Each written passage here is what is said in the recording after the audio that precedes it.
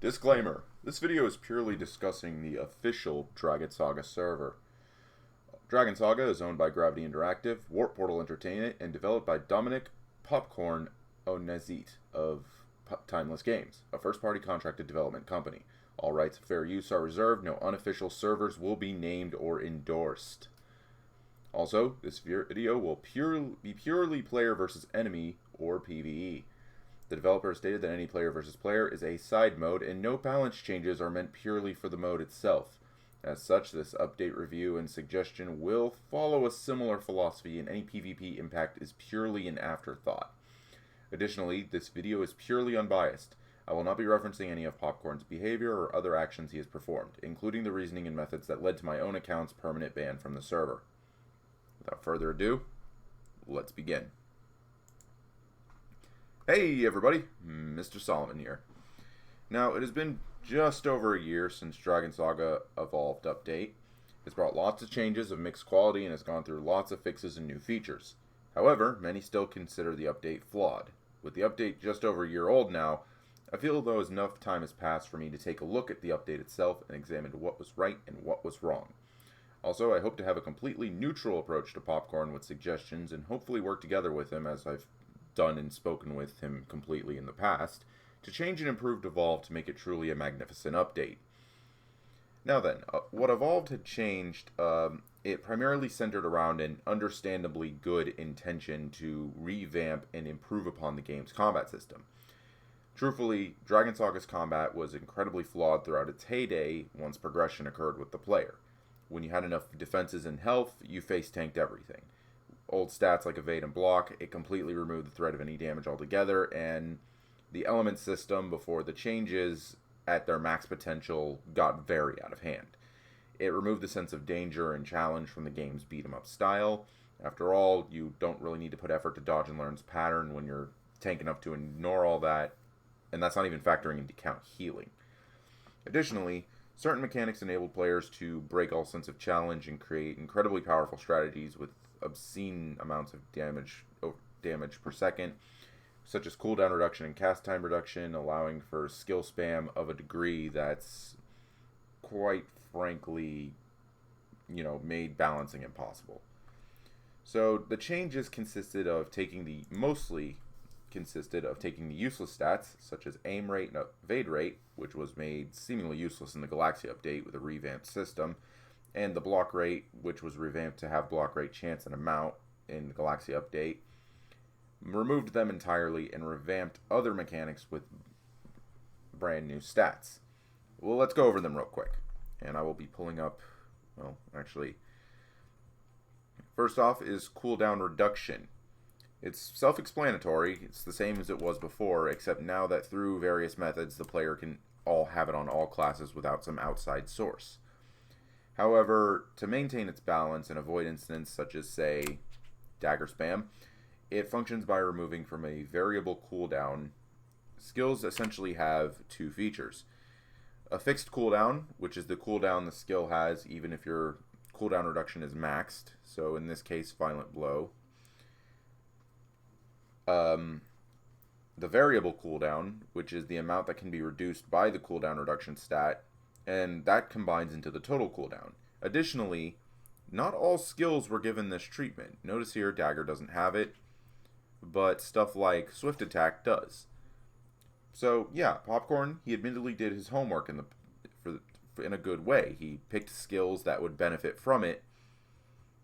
He would pick skills that would benefit from the stat and not be too overpowered. Like, say, Perfect Strike, that benefits from it, but its cooldown is absurdly high and the variable is not that much, so it's not even that bad.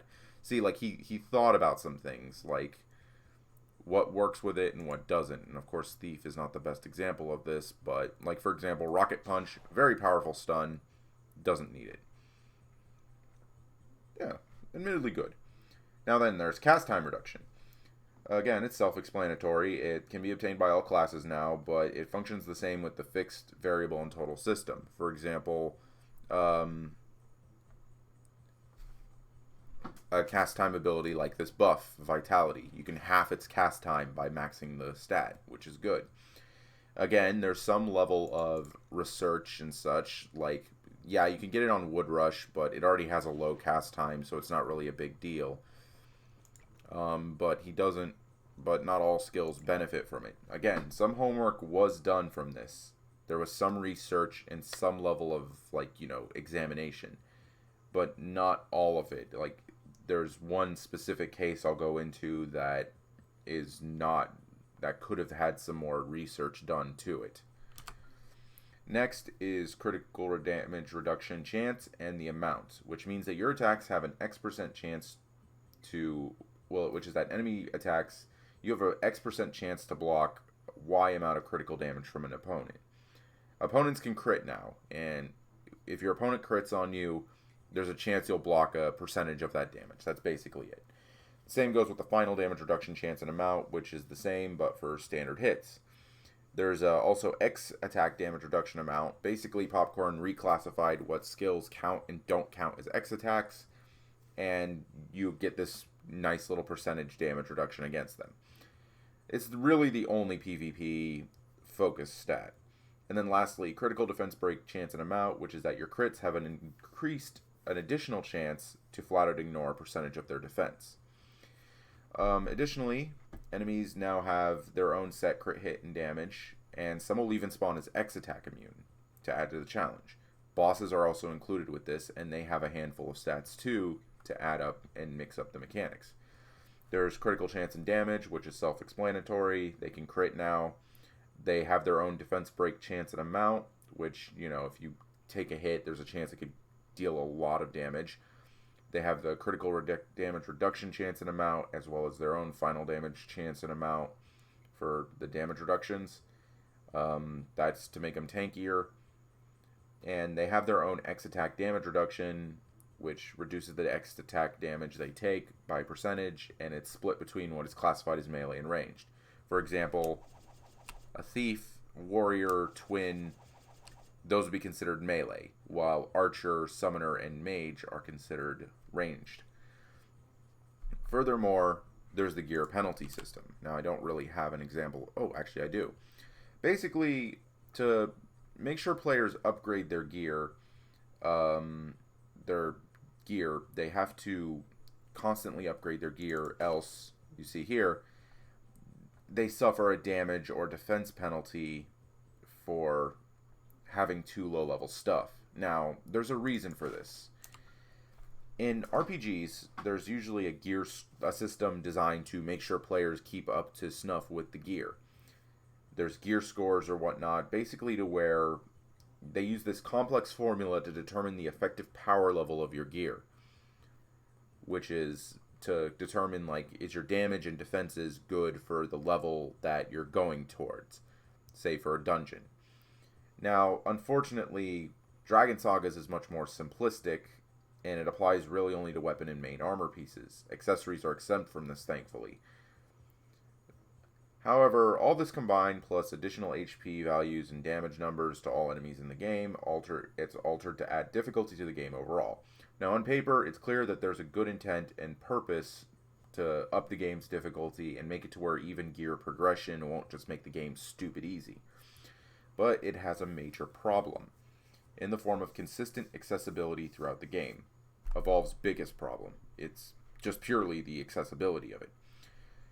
To access the new stats, there are only a handful of ways that I can think of off the top of my head. First off is soul crafting. You can get it with the soul craft system.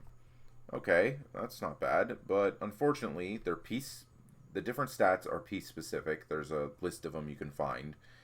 And anyone worth their salt will tell you not to waste any resources soul crafting or enchanting until you're very far into the game, or you're using a big weapon that you're going to basically last you until that point where you get to start making your end game set. So basically, say the 70s when you're getting as a Harant or something to help you farm up to Galaxia, or into the 80s when you're getting ready for Dungeon of Destiny. So yeah, you're not going to get anything unless, say, you unseal a random piece or you soulcraft a random piece to advance and it gets you a new stat. Then there's the item all costumes and accessories. There is some effort being taken to add the stats to accessories and mixed board sets. with new ones as well. But again, it's a lot of effort, and it's something that not every player in the game is going to be able to get into unless they dedicate a whole lot of time to it. Additionally, for like the accessory sets, they're time locked. Like the evolved accessory set that has it, and it's the biggest one I can think of. That one is only during specific time periods, and you won't even know when they're coming. They just come. So again, very heavy investment and a time-locked investment on top of that. And lastly is socketing. Recently, sockets for the new evolved stats were thrown in. It's a good step in the right direction. I like that now there's more variety to the socketing system. You want to go for more sockets, because sockets are mostly delegated to like all like stat-based sockets and damage increasing sockets and whatnot.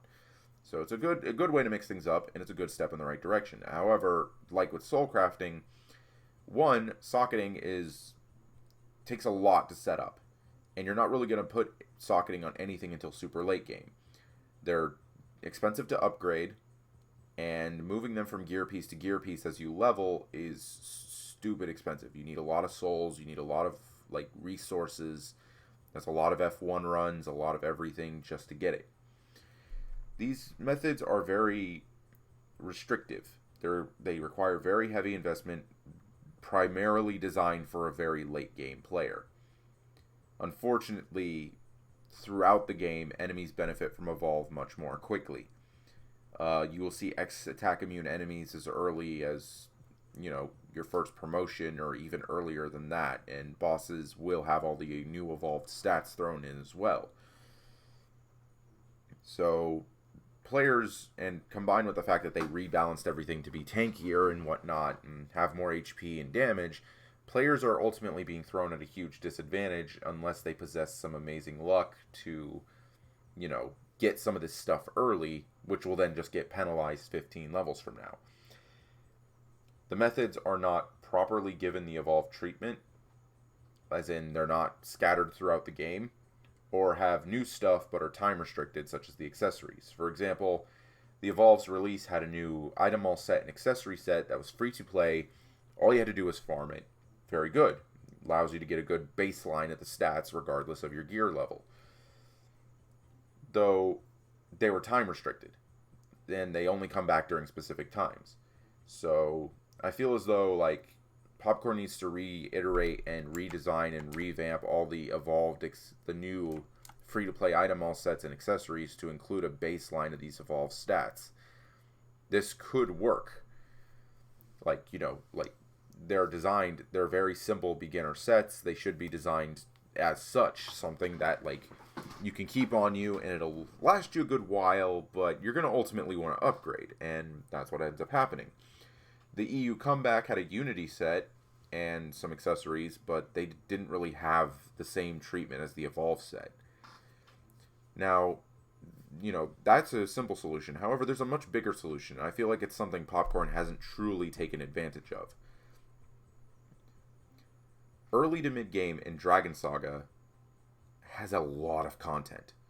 Missions, dungeons, equipment sets drop from all of it, too. So we can revamp some of that. We can change the stat lines and rework some of the gear. Here's a number of noticeable examples. At level 27, you have the Aqua accessories. At 35, you have the Anuka set, a very niche mid-game set, that level 30 set that no one really ever goes for. 37, you have the Dark Soul accessories. They combo with the Dark Soul weapons to make set bonuses, and they last for a good 8 levels or so. That's not bad. Level 45, you have 6 different Lavalon accessory sets. They all have special equipment options and set bonuses to put on top of it. And you just introduced a Lavalon expert mode, so it's not really that's a good thing to farm right there. Level 45 has some Akanai bracelets too. They can get the new defensive stats. There's also Reviewist accessories. There's multiples of them, and they have good bonuses. And Mist Elf by itself, I think the Mist Elf set doesn't need to be changed, but the Reviewist accessories can get it too, which is good. At level 50, Kandara drops multiple Aram accessory sets and Mutissa armor pieces, which, those can be revamped. Level 55 has the Hydron accessory set, and the Hydron armor set and the different boost packs. You can revamp some of those, change it up a bit. Level 60 has Van Cleef accessories, 70 has the Sekmathian accessories, 75 has the Elga accessories. From like level 30 to 75, you have a lot of options. And to add on top of that, you have mission rewards and the ice boss equipment on top of that. There's an entire catalog of enemy drops that can be reworked and revamped to include Evolve's new stat line throughout the game. And most of these are accessories. They don't suffer from the gear penalty system, so players are implied to mix them up, like to try them out and keep them for a while and maybe even mix them up. They're filler gear. They can act exceptionally well. They can help out until they get their end game set, and adds that level of power. Like, not too much though. It can be balanced well, but enough to be noticeable if you put the effort to get them. After all, I believe that, in my opinion, when a player sees themselves getting stronger throughout the game, it excites them. It motivates them to push further. They try to see how powerful the character can get. It's to motivate them to keep upgrading themselves. For example, the Protector of the Stars set. This is a very nice set. It gives a good stat line, and it allows you to basically access a true endgame for Dragon Saga. When this set is fully completed, and you get a good weapon and whatnot, and you can start farming your Destiny set, yeah, that's satisfying. You see the crit damage go up. You see the HP values go up. Like, there's a lot that, happens. You see this satisfying, you get the satisfying feeling of, increase in power. You feel stronger. That's a good thing to feel, right? Well, Evolves, you don't see it. You don't see it impacting anything throughout the game.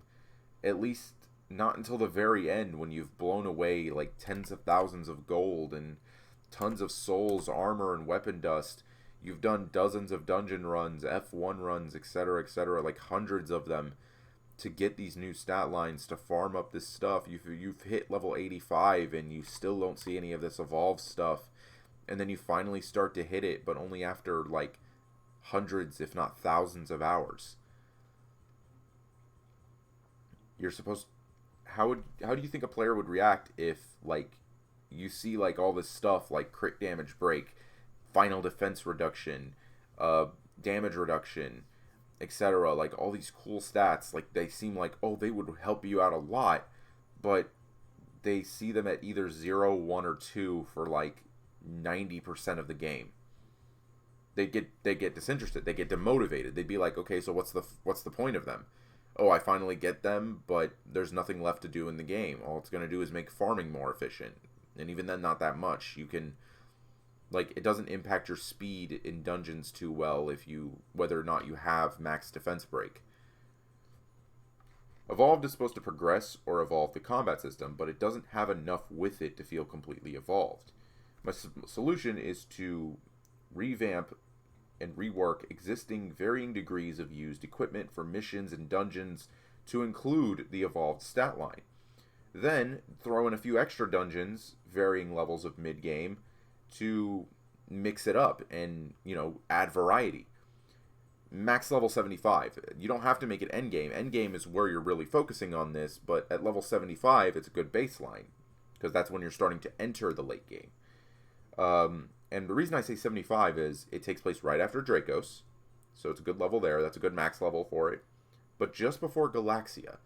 And basically, the reason I say this is because from Sekmathian to Galaxia, the only thing in between it is Elga, and Elga is strictly, like, bonus content at this point.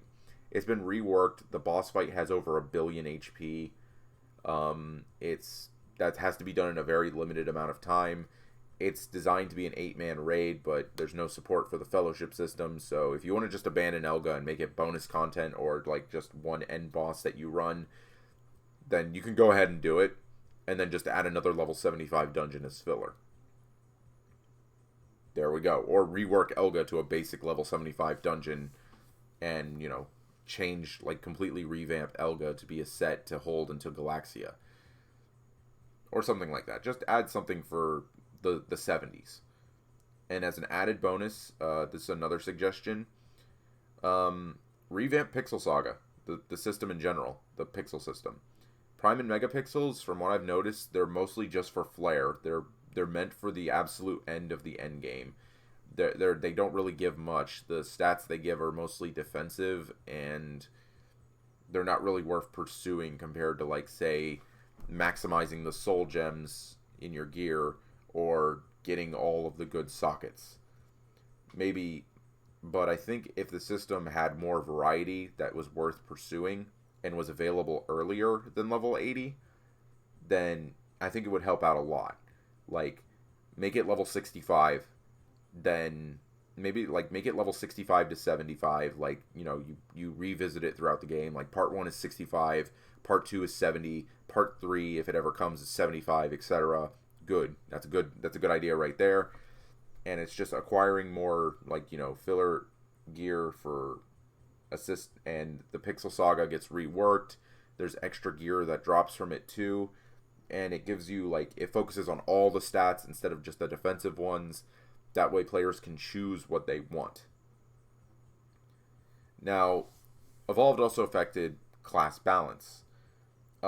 This is not something I'm too experienced with in the modern Dragon Saga, but there is one class that I've been noticing in particular got hit the hardest, and that is Summoner. I don't think Summoner is dead, but I think it needs a bit of life support. I recently saw, someone sent me screenshots from the Dragon Saga in Discord, which Popcorn runs, that Popcorn was getting into quite a bit of arguing with players regarding the Summoner class's state. I'll agree, back in then, Summoner was stupidly strong.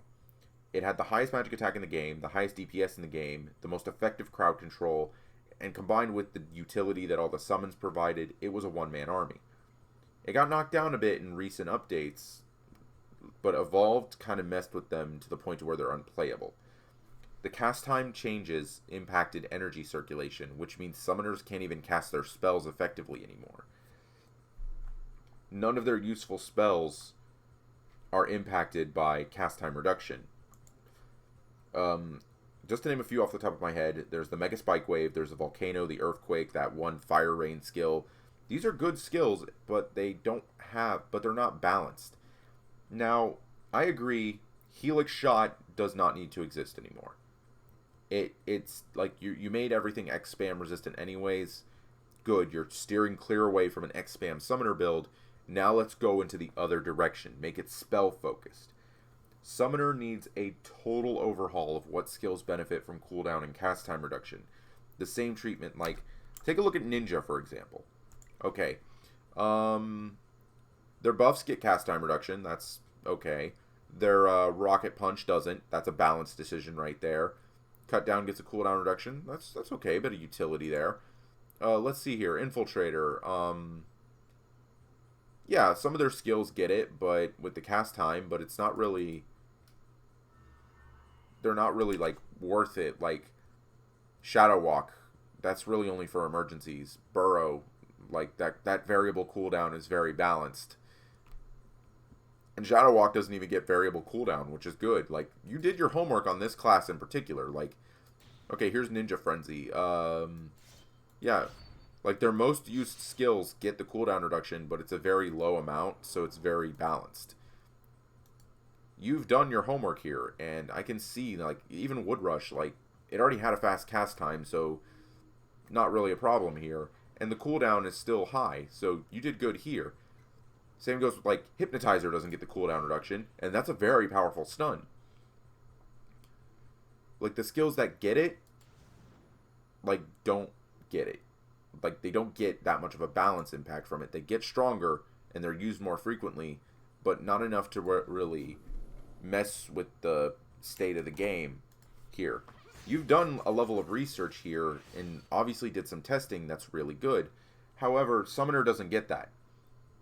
They didn't get that extensively well, which is why they are suffering. They only really do one or two spells, and they're, like, lower job spells that aren't even that useful.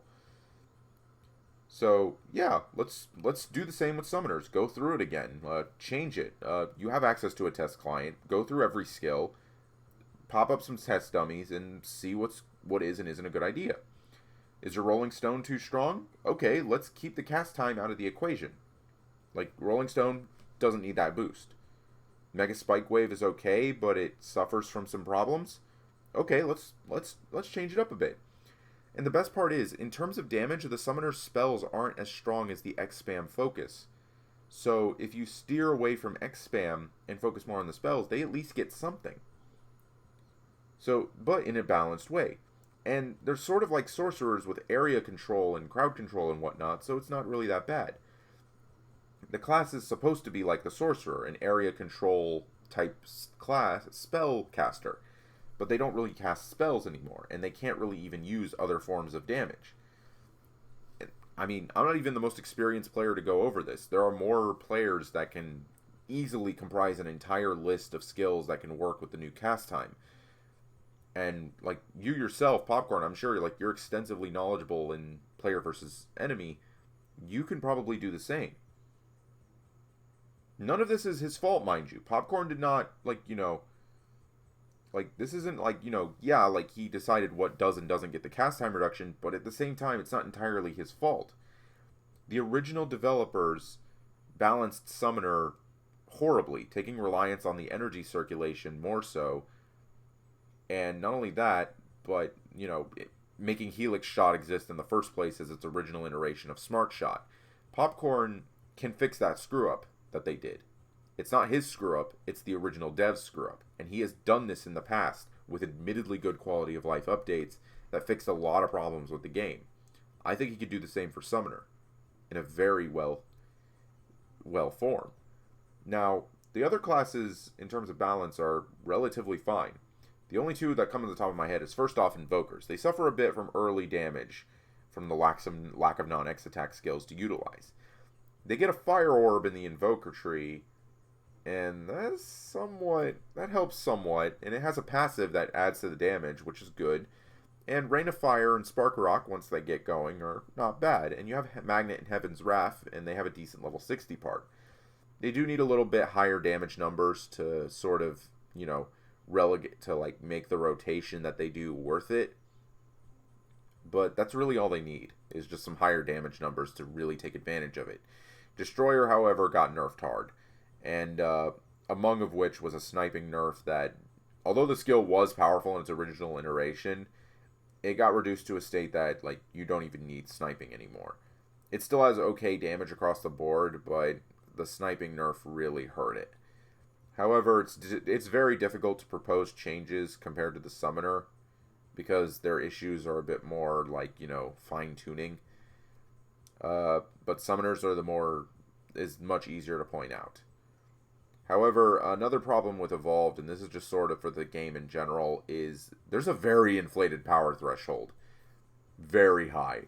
Large quantity of items, both recently released and in the past, are now giving the attack and magic attack. The capped values of crit damage and rate are really easy to reach, and it doesn't take long to get incredibly strong.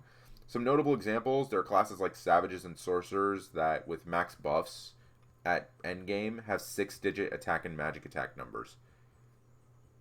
Back in 2015, I would have never imagined any class other than an Overlord having a triple-digit, 6-digit power like that. And they have 4-digit main stats to complement it, 1,200 plus intellect, at 1,300 plus strength. I think I saw one example, a Sork with 1,700 intellect with 150,000 magic attack, with max defense break and crit rate and crit damage.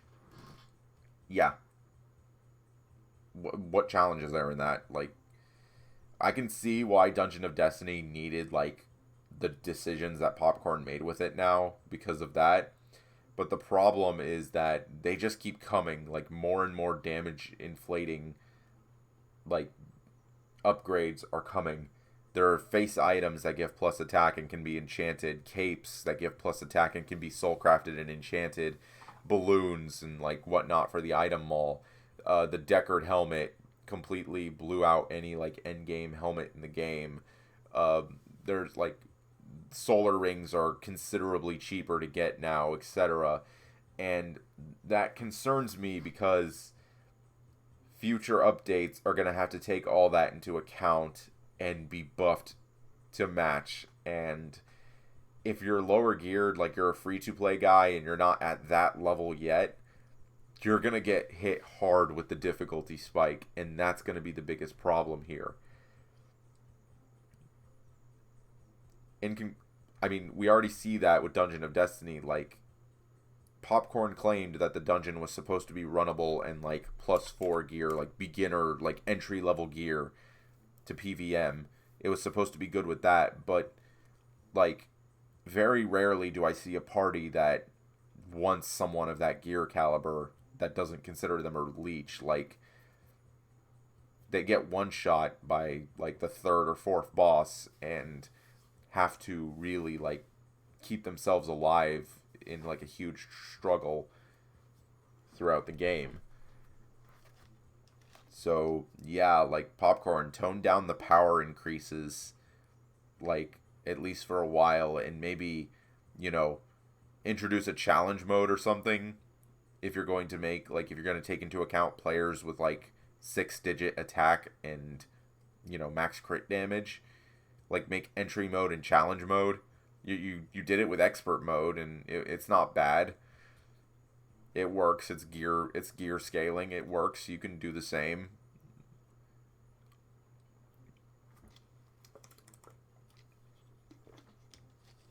In conclusion, Evolved seems unfinished. It's incomplete. A series of ideas and mechanics that had really good intentions but very poor execution. It feels like Evolved should have come 1 to 2 years later with a vast amount of extra content and some fine-tuning in the balancing department. Or be the core baseline of what is essentially a brand new game. Now, Dragon Saga has done major stat-changing releases before, but there was usually stuff to go alongside it. For example, when Elements were introduced, there was 4 dungeons that came with it, and their drops and rewards were centered around the new mechanics, such as the sockets, accessories, and weapons. But that felt incomplete because the original developers were incompetent and had horrible balancing decisions, and the entire second half of the system was completely unreleased, which was the socket upgrading system. If Popcorn can turn Elements into an admittedly good system with good control and balance and essentially wiped out the duplication market of it, then I'm sure he can take a second swing at Evolved. Find what's missing, add it in. Figure out the problems, and reinvent his vision. But currently, I feel as though it's lacking in some regards in what you can do in it. And the Evolve system, at its max potential, kind of further adds to the game's power threshold, which is basically making all future updates taking that increased power into account. We're seeing this already, like, with Dungeon of Destiny. Like, that's why it had to be as good as it was. Like, that's why the Dungeon of Destiny had to be as strong as it is, because they took into account all of those really powerful stats. Some final notes here. I just want to wrap things up. Let me just say, I've taken a step back since my ban, and I viewed the game through different angles. I wrote this script, and I internally went through all of its points in my head and viewing this in a neutral perspective. It really helped me look at the game differently. I've been playing and viewing and enjoying Dragon Saga for nearly 12 years now, and I can say that even if my activity in the game is far less than it used to be, I can still actively contribute to the game in my own way and look at things from a perspective of a very experienced player.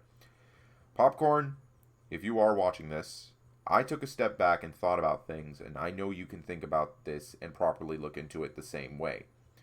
I hear you're planning something later this year and another next year.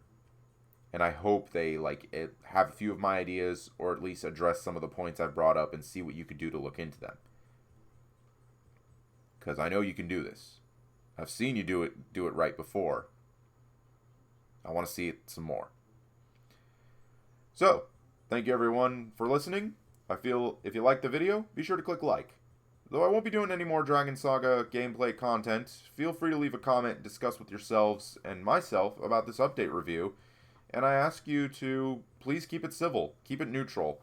I want to kind of show Popcorn that, you know, the feedback he receives doesn't have to be overly negative. It can be mixed. It can show that, he can see, like, he can actively debate with players in a way that, a developer and balance changing should be.